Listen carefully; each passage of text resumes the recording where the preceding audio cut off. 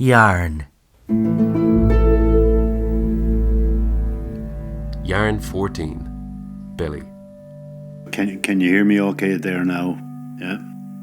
In the spring of 2014, I sat down with my dad and I interviewed him about his alcoholism.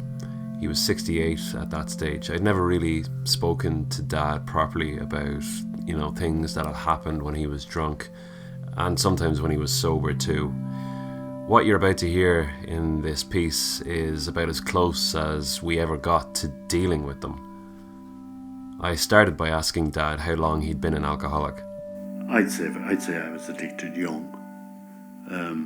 In hindsight, looking back on it, I'd say from very early on, because I can remember even as a child, as an altar server, I can remember drinking the wine that they use at the mass, and we'd take it up to thing. I'd always leave a certain amount in the bottle, and I'd drink that, and didn't see any harm in that. And there's other young lads used to do it too, but I liked it. The system they had there, the bottle of wine had to be brought for the priest to use. For saying mass, there was 2 priests, and generally speaking, a bottle of wine would nearly do the 2 priests a week. It's like they'd be saying maybe 7 masses or whatever, and every week you change the bottle from, you take up the empty and bring down the full. But I always took up the empty when there was that much left in it, and I'd put it on the head. And I suppose the main thing about it was that as a child, I had very severe asthma. And my grandmother, who lived across the road from us, I would have had a very close relationship with her. And she had this theory that a glass of Guinness mixed with milk was good for asthma. Now, whether it was or it wasn't, I don't know.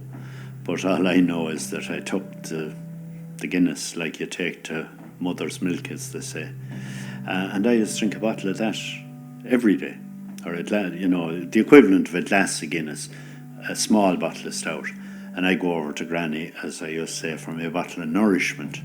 And people saw nothing wrong with that at that time, and it was things. So I was doing that from, I'd say from 8 years of age.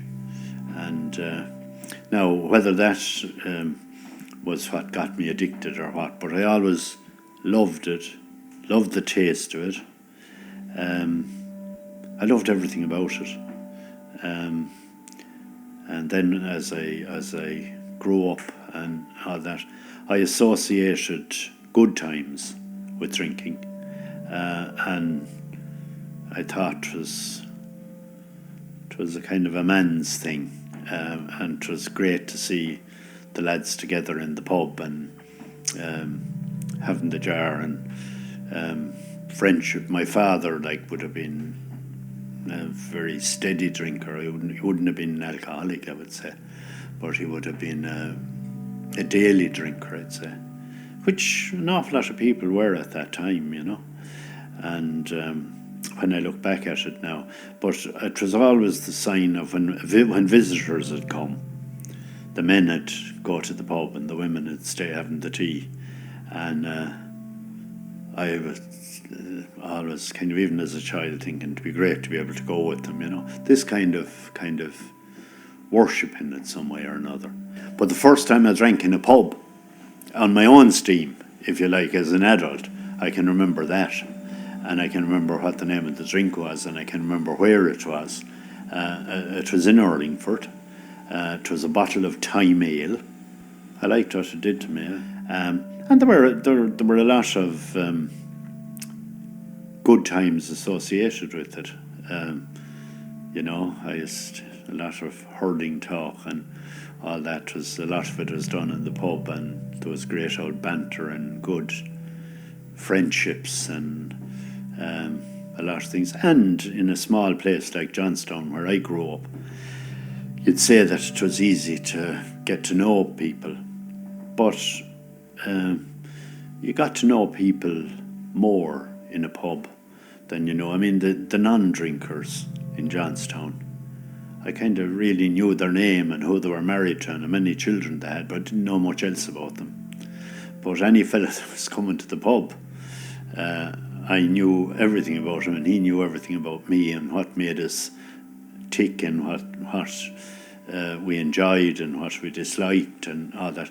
You'd know about it. So the pub to me was always a social place, a nice place that I liked to be associated with, and that I always found kind of friendships or whatever. I never got into trouble in a pub in my life, or I was never barred in a pub or then. So I take from that even though I could get stroppy or sometimes the next day when you think back of what might have happened the night before or whatever, and you'd be worried about it, and maybe you go back to the pub to see how to end. But I never got anything, and any kind of people dismiss. Sure, you had one too many. Don't worry about it. There was no. So in that sense, I'd say I never got into. I got into kind of one trouble with the law on one occasion, but other than that, I never got into trouble. There was never rows in pubs or fighting or boxing or anything, because even though I could get good on the tongue when I'd get well-oiled, I wouldn't get fighty or physical or anything like that.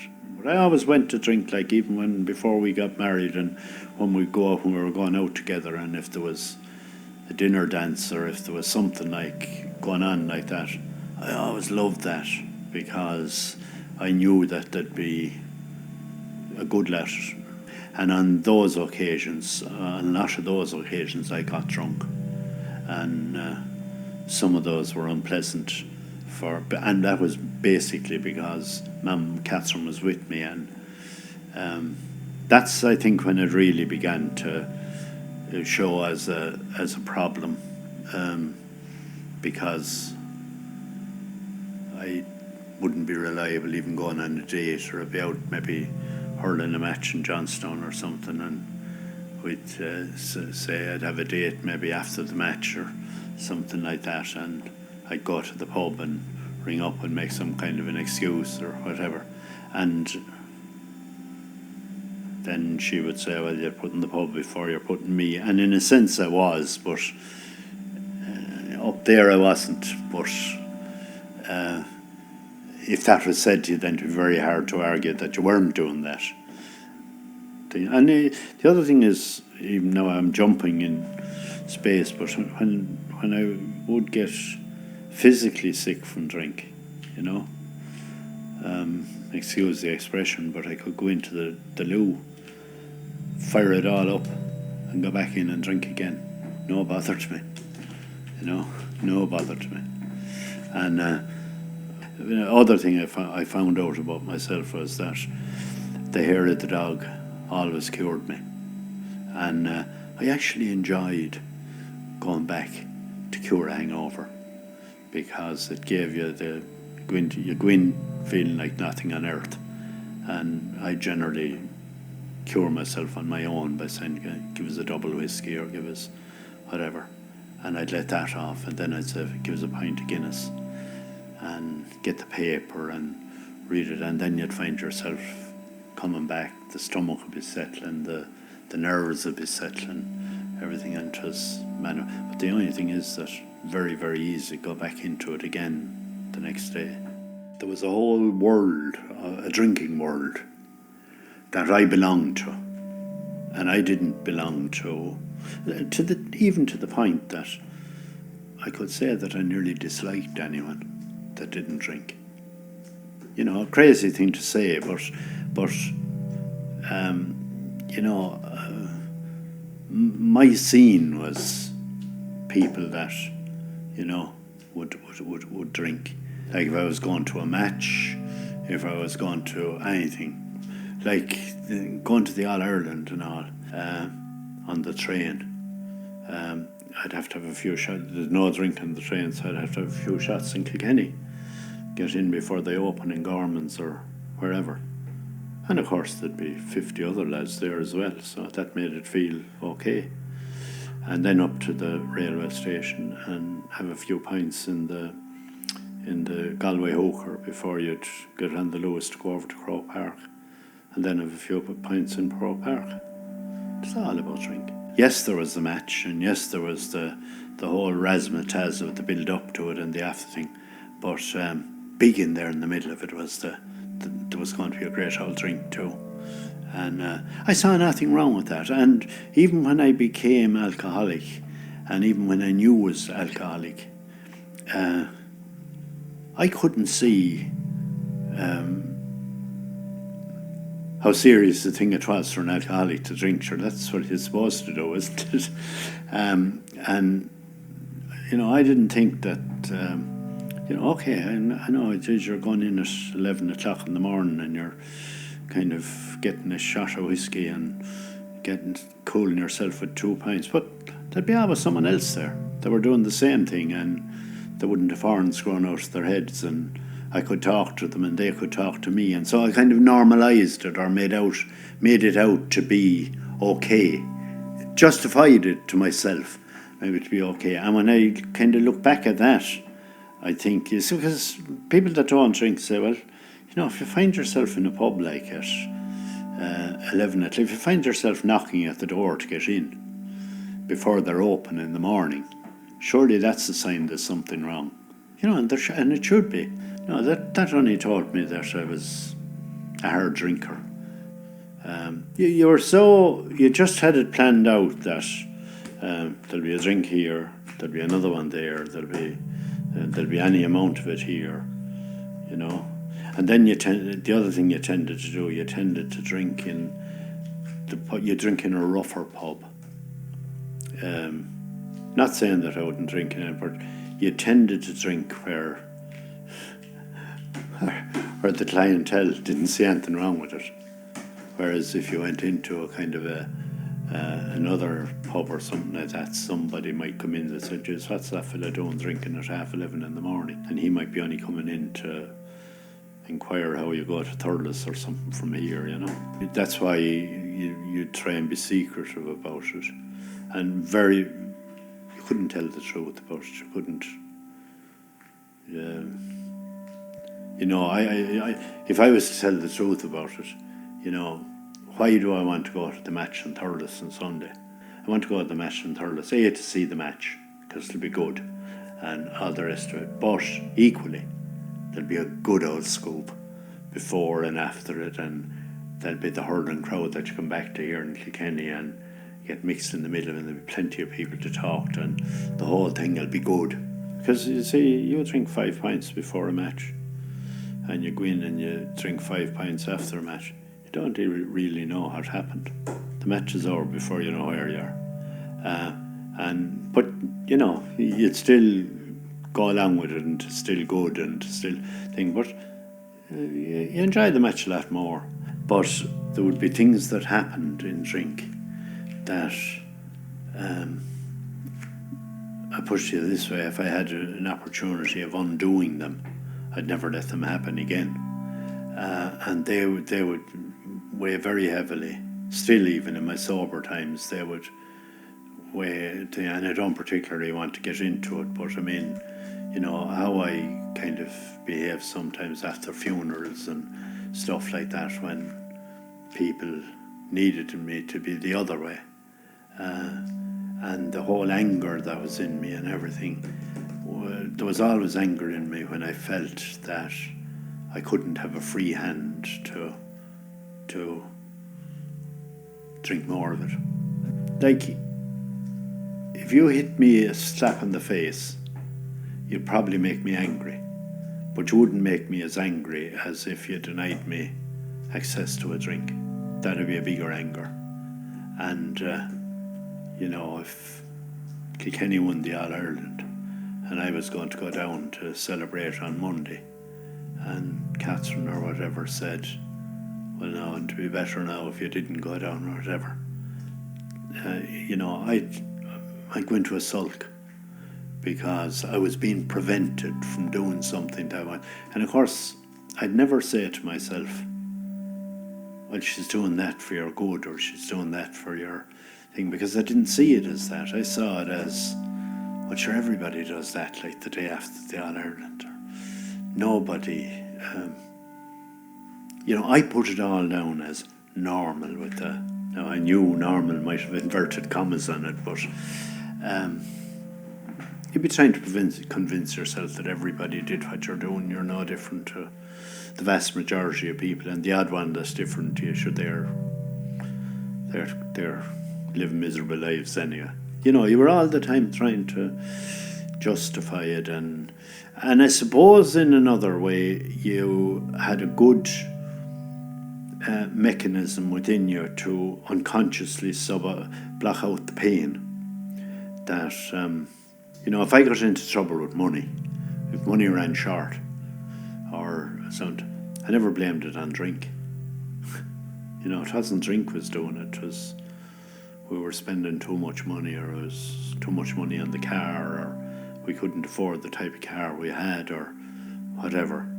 It was never the drink's fault. It was never the fact that it was never the case that we say if you take a fiver and you drink 20 pints in the week, that's 100 quid, right? I'd spend that in 2 days drinking normally. I would have no bother in drinking 10 pints, might be a bit after, but the chances are that I'd want more. More and more it got an everyday job, and I'd buy a bottle of wine and bring it home. That was another thing I did. I'd bring a naggin of Powers, or a naggin of brandy, or a naggin of something, so that if I woke up in the middle of the night, I'd be able to have something to cope with the night. You waking at 3 o'clock in the morning and you start worrying about whether you're going to die or not. Wouldn't a naggin be a great joke to have at a time like that then?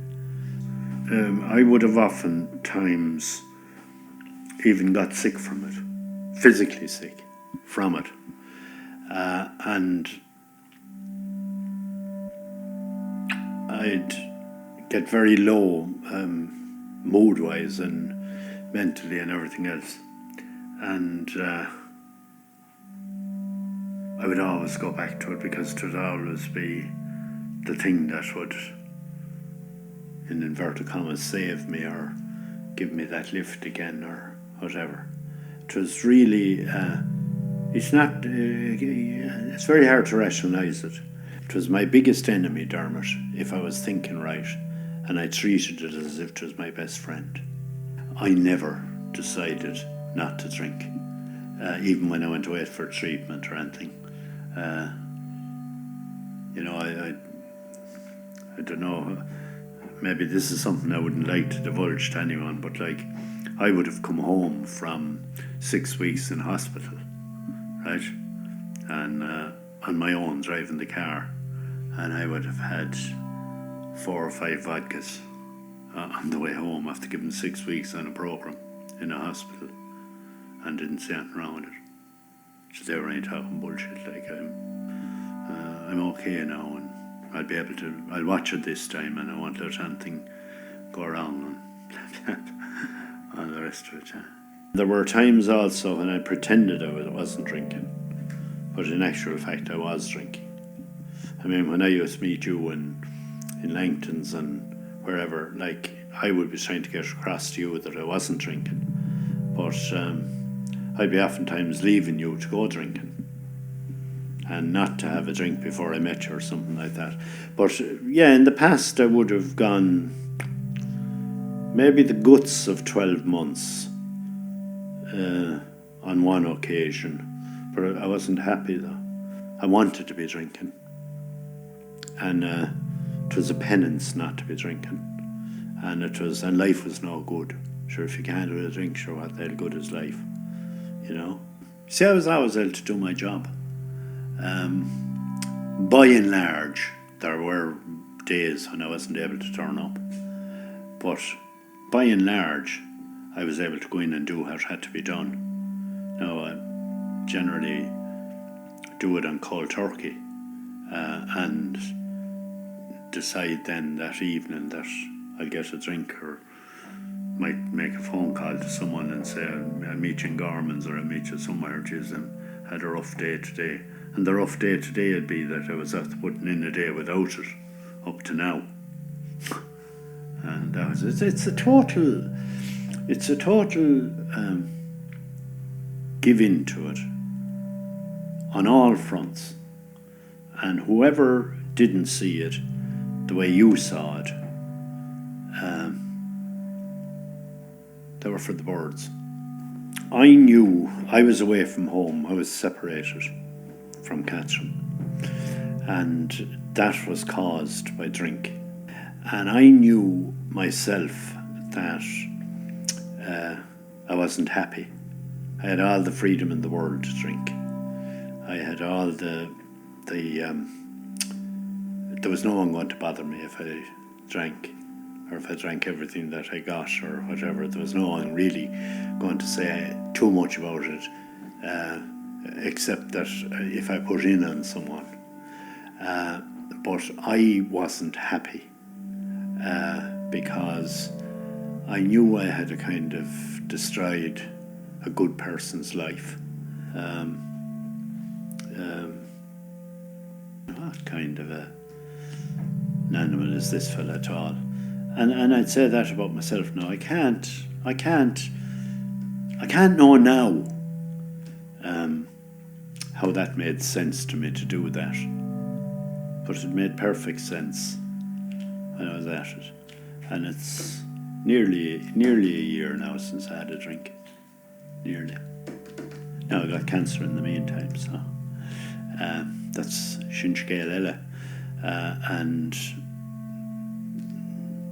the connectivity between that and the drinking is another story. But I certainly, in the early stages of cancer, I certainly thought to myself, well, I have a disease now that's going to kill me. And this is when my old friend has to stand up and be counted. Because surely I'm going to need it now more than I ever needed before to deal with this. And the opposite was the case. Quite, I don't want to sound crazy about it or anything, but quite remarkably or miraculously, or whatever terminology you want to use, but certainly nothing that I did myself. Because I didn't change overnight from being somebody that decided that, no, I don't want this. I would have said 20 years ago, if I'm dying from cancer, right, I drink my head off. Because to be the real painkiller, you know, to be the real something that would help you to face it and get you over all your fears. And the very opposite is the case. Again, nothing that I did. Nor neither is it the fact that I have a tumour in the stomach, and that in any way I think that if I drank a glass of wine or a pint of Guinness or think that to do untold harm.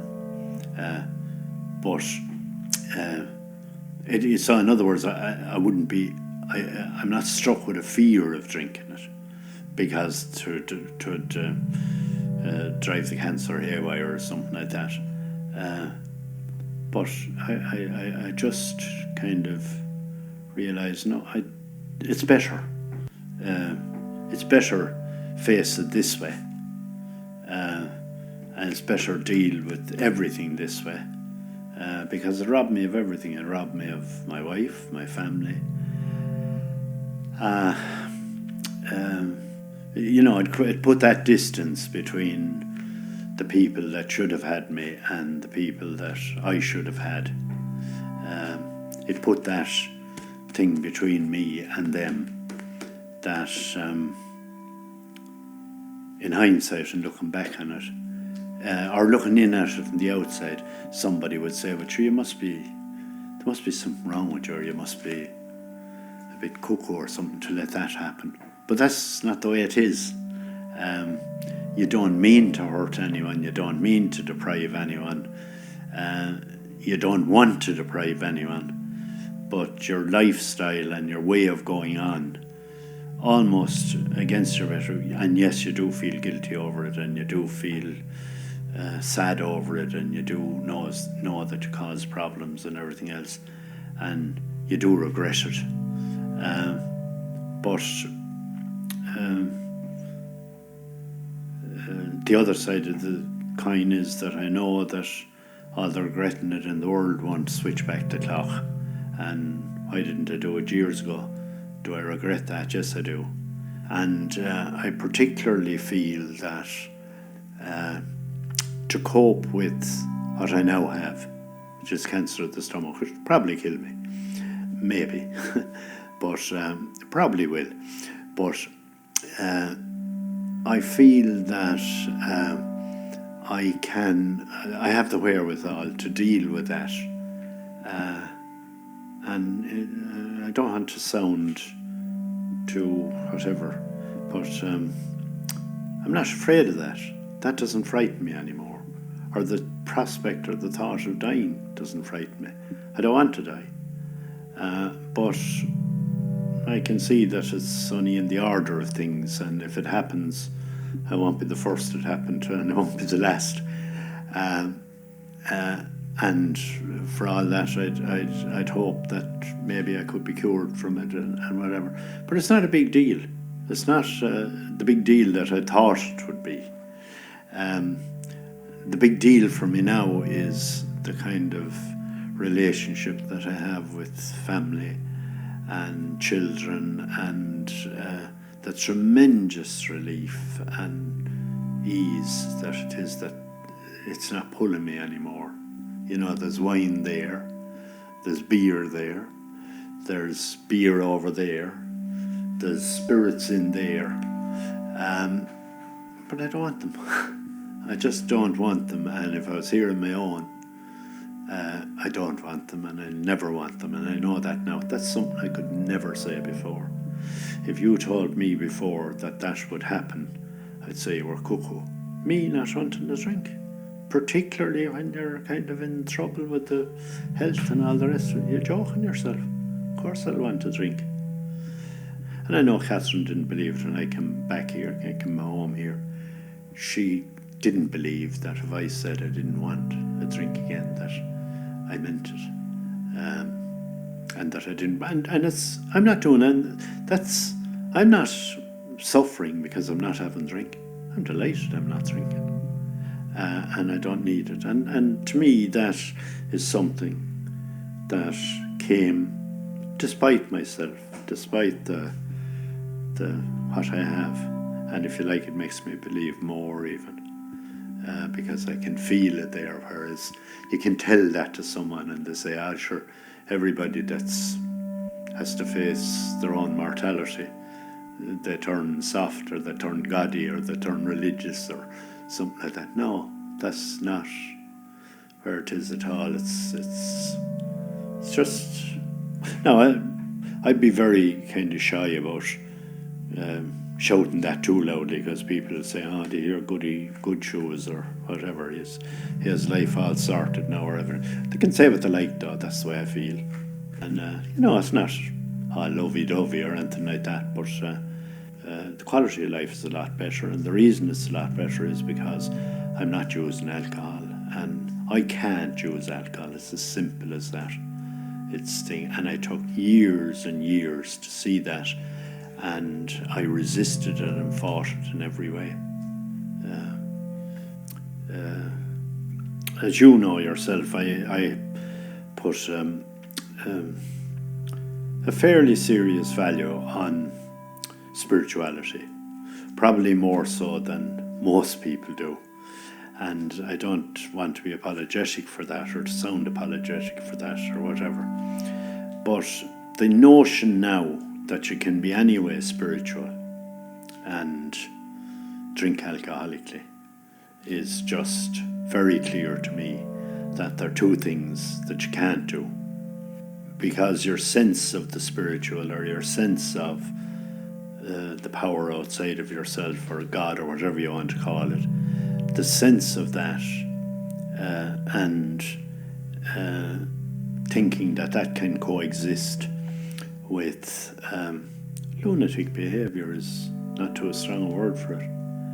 But the only thing I would say about it is that I did always have that side to me that I kind of did always kind of believed in something outside of myself. And despite everything that happened and all that happened through the dark times and everything, that kind of seems to have kept calling. And I think, or where I'd like to believe anyway, that I'm kind of meeting that call now in a way that I wasn't equipped to meet with it before. And the result for myself is peace. There was a desire, there wasn't a desire to give up drink or not to drink, because I felt I couldn't, or I couldn't feel good if I didn't have drink. But there was also something in the background, or something deeper, that was suggesting to me, well, no. And then I kind of made up my mind that if I got back here, right, that I would make a fair effort at trying to not to drink. But I was afraid of that, because I thought what was going to happen was that I'd get back here on those conditions and I'd still want to drink. And that would be a terrible situation altogether. And I thought long and hard and prayed about it, I suppose, not to be too apologetic about it, that if I was to come back, I didn't want to come back on the basis that I wasn't going to drink, but I was going to come back on the basis that I didn't want to drink. And that became a reality for me then. I kind of promised the man above that I wouldn't drink. And I began to feel, it's funny, I don't want to drink.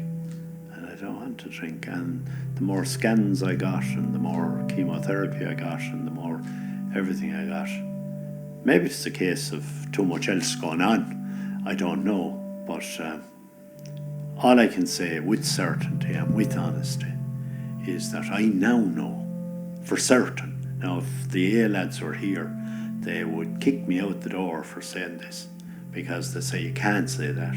That can never be said, they say.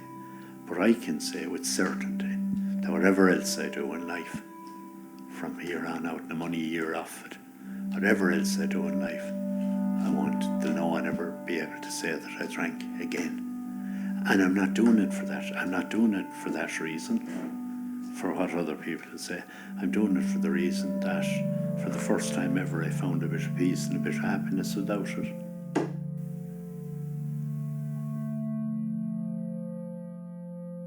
Dad passed away around a year after we recorded this. But no, I didn't ever get addicted, as far as I know, Dermot, to another substance. What else can you be addicted to? I'm too old to be addicted to sex. I knew Dad for these 2 years like I'd never known him before, because he wasn't drinking. I'll never forget, around that time, coming back from a holiday and telling him what it was like. He sat opposite me, looking at me, focusing on what I was saying. Jesus, I thought to myself, he's really listening to me.